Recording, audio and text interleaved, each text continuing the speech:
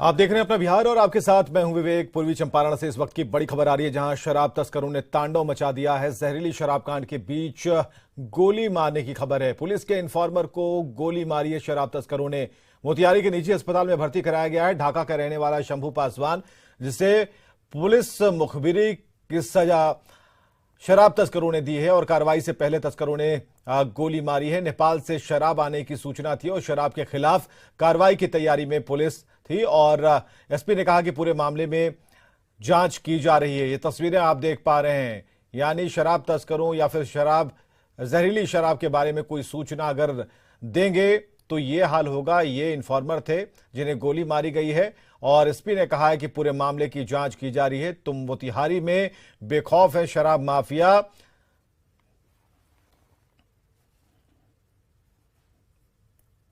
2 बजे 2:30 बजे के लपेट में फोन किए कि शंभू चल रहा है जगह पकड़ने।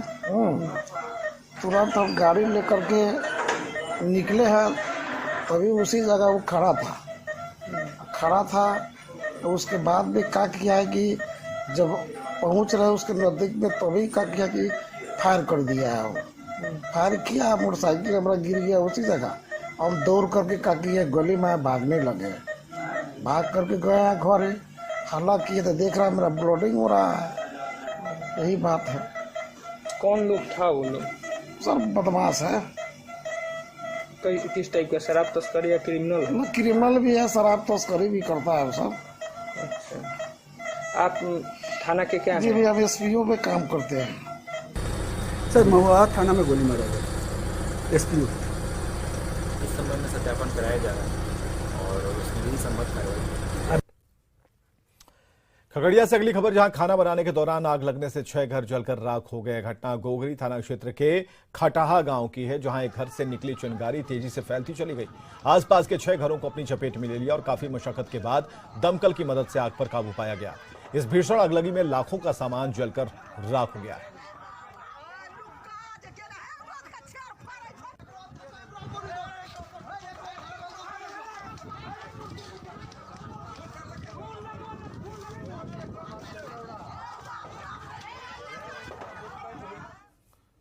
इधर गया में एक कंपनी के निर्माणाधीन कंट्रोलिंग स्टेशन में भीषण आग लग गई, जिसमें लाखों की पाइप जलकर राख हो गई। घटना गया के बंधुआ स्टेशन के पास की है, जहां परोरिया गांव के पास अदानी ग्रुप का एक कंट्रोलिंग स्टेशन बन रहा है और अचानक वहां रखी पाइप में आग लग गई, जो तेजी से फैलने लगी। दमकल की मदद से आग पर काबू पा लिया गया और इस घटना में 40 से 50 लाख की संपत्ति का नुकसान हुआ है।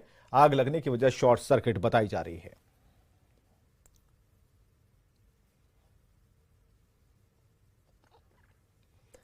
दानापुर से खबर, जहां एक व्यक्ति की गोली मारकर हत्या कर दी गई। घटना शाहपुर के गंगाहरा फुटानी बाजार की है, जहां अपराधियों ने मामूली विवाद के बाद राजू राय के सीने में गोली मार दी, जिससे उसकी मौत हो गई। हालांकि हत्या की असली वजह का अभी तक पता नहीं चल पाया है। घटनास्थल से एक बाइक बरामद की गई है।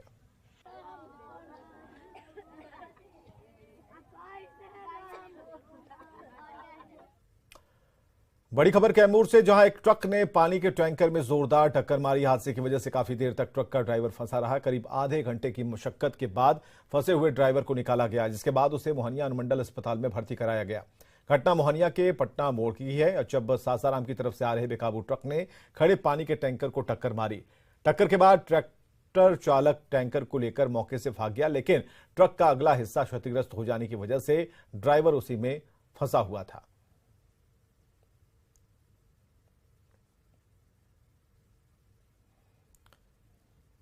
खगड़िया में सोशल मीडिया पर हथियार के साथ फोटो पोस्ट करने वाले युवक को पुलिस ने गिरफ्तार किया है। अवैध हथियार के साथ युवक ने सोशल मीडिया पर फोटो पोस्ट किया था, जो वायरल हो गया। जिसके बाद पुलिस हरकत में आई और युवक की पहचान कर मानसी थाना पुलिस ने आरोपी मनीष कुमार को गिरफ्तार कर लिया।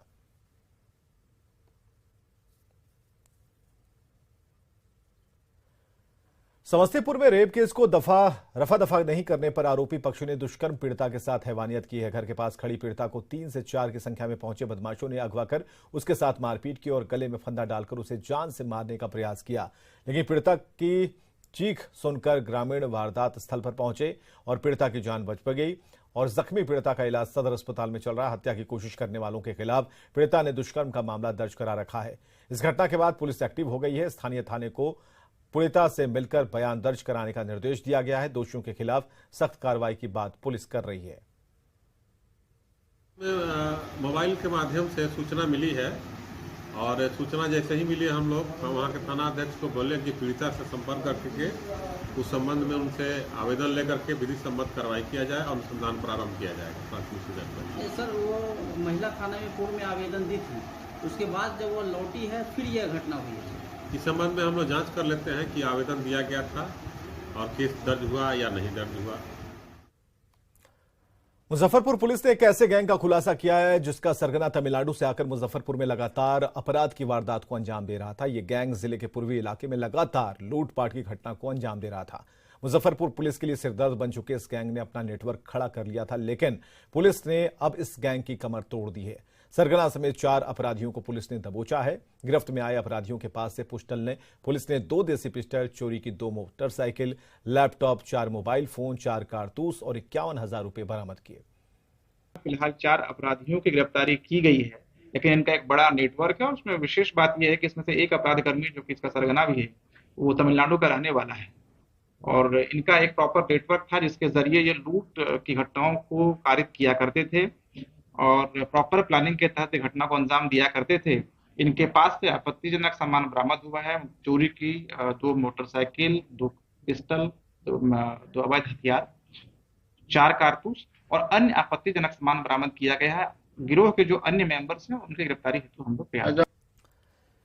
सिवान में पिता पर ही बेटे की पीट कर हत्या का आरोप लगाया। आरोप है कि पिता ने 26 साल के बेटे को लाठी से पीट कर मार डाला। घटना के बाद आरोपी पिता फरार हो गया। वहीं मृतक की पत्नी का रो रो कर बुरा हाल है। घटना नवीगंज ओपी के तेलिया गांव की है और 1 साल पहले ही मृतक दीनानाथ तिवारी की शादी हुई थी, लेकिन पारिवारिक विवाद में पिता पुत्र के बीच बहस के बाद पिता ने उसकी हत्या कर दी। पुलिस इस मामले की जांच में जुटी है। बाप जौन बा भगवान के रूप होला, लेकिन ऐसन भगवान के ऊपर के विश्वास करी। ऐसन भगवान के ऊपर कोई विश्वास करे के बात ही नहीं की।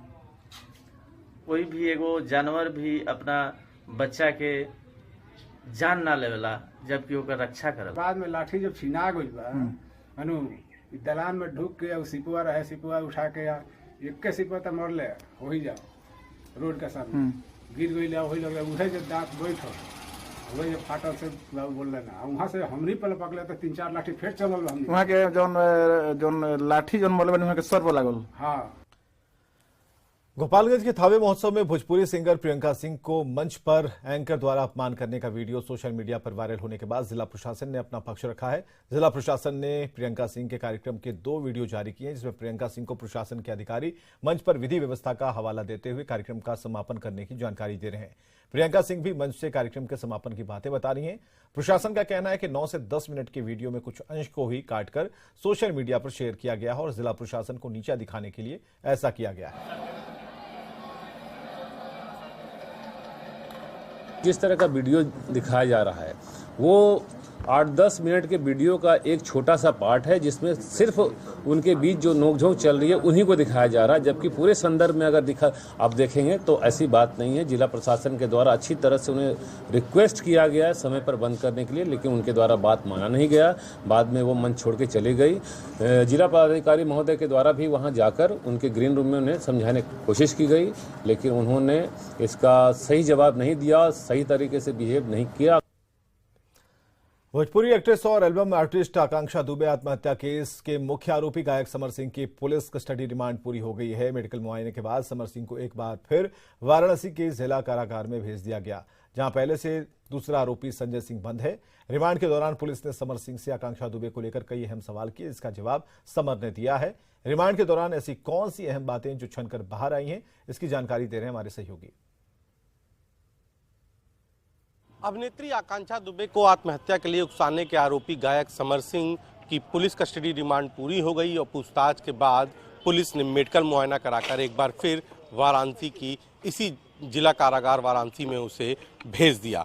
जो पूछताछ में बड़ी बातें निकल कर आईं वो ये कि जब 25 मार्च को समर गोरखपुर में था। जो समर ने बताया है, जैसा कि पुलिस सूत्रों से हमको पता चल रहा है कि 25 मार्च को समर गोरखपुर में था। उसने बताया 26 मार्च को उसका मुंबई में एक कार्यक्रम था शाम को, जिसके लिए वो गोरखपुर से 26 मार्च को सुबह वाराणसी आया। लेकिन इसी बीच उसको पता चला उसके करीबियों से कि आकांक्षा ने आत्महत्या कर ली है, जिसके बाद वो मुंबई न जाकर यहाँ से सड़क मार्ग से सीधे लखनऊ पहुंचा, जहां गोमती नगर विस्तार में एक अपार्टमेंट है उसका, और वहां पर उसने अपनी एसयूवी कार खड़ी की और वहीं पर अपना मोबाइल छोड़ दिया। और उसके बाद फिर वहीं से वो दिल्ली चला गया। उसके बाद गाजियाबाद, दिल्ली, नोएडा और देहरादून में वो ठिकाने बदलता रहा और बाद में उसको गाजियाबाद के एक अपार्टमेंट से पुलिस ने गिरफ्तार कर लिया। तो ये जानकारी समर ने पुलिस को बताई है। पुलिस पूछताछ में समर सिंह ने बताया है कि 25 मार्च की रात करीब 2:15 बजे 2 बार आकांक्षा का कॉल समर के मोबाइल पर आया था। दोनों बार आवाज़ साफ नहीं आ रही थी, इसलिए उसने फ़ोन काट दिया। वो थका हुआ था, इसलिए फ़ोन को फ्लाइट मोड पर डालकर वो सो गया। तो ये जानकारी भी समर ने पुलिस को पूछताछ में दी है। पुलिस पूछताछ और कागजों खंगालने पर जो पता चला है कि समर और आकांक्षा ने एक साथ 25 म्यूजिक एल्बम पे और एक फिल्म में काम किया है। जो भुगतान था उसके रिलेटेड भी समर ने कुछ डॉक्यूमेंट्स पुलिस को दिखाए हैं, जिससे ये बताने की कोशिश है कि समर ने जो भी म्यूजिक एल्बम्स या फिल्म में साथ में काम किया उसका भुगतान भी आकांक्षा को किया गया।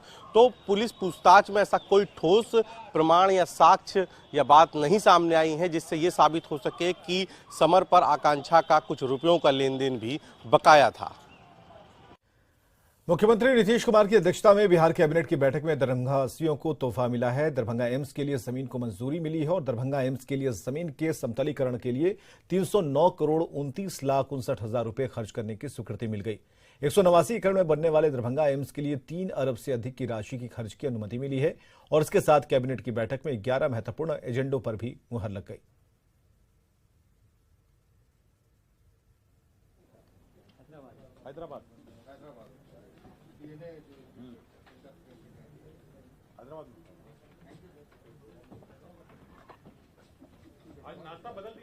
दरभंगा में राज्य सरकार ने एम्स के लिए, all Indian institute of medical sciences के लिए भूमि बहादुरपुर अंचल में एकमी शोभन बाईपास सड़क में विभिन्न खेसरा में 189.17 एकड़ में भूखंड में आवश्यकता अनुसार मिट्टी भराई का सैंक्शन किया। मिट्टी भराई और उसका बाउंड्री और उसका आधारभूत संरचना, इसके लिए 3 अरब 9 करोड़ 29 लाख 59 हजार रुपए की प्रशासनिक स्वीकृति दी है। यह जो जमीन है वो सड़क से थोड़ी नीची है, जिस कारण से इसको मिट्टी भराई और बाउंड्री वॉल इसको करेंगे। तत्पश्चात यहाँ पर all Indian institute of medical sciences Darbhanga जो प्रस्तावित है उसका निर्माण किया जाएगा। दरभंगा एम्स के लिए जमीन के समतलीकरण के लिए 309 करोड़ 29 लाख 59 हजार रुपए खर्च करने की स्वीकृति मिलने पर जल संसाधन मंत्री संजय झा ने खुशी जताई। संजय झा काफी लंबे समय से दरभंगा एम्स के निर्माण के लिए प्रयासरत थे। कैबिनेट से राशि मंजूर होने के बाद अब इस परियोजना को गति मिलेगी।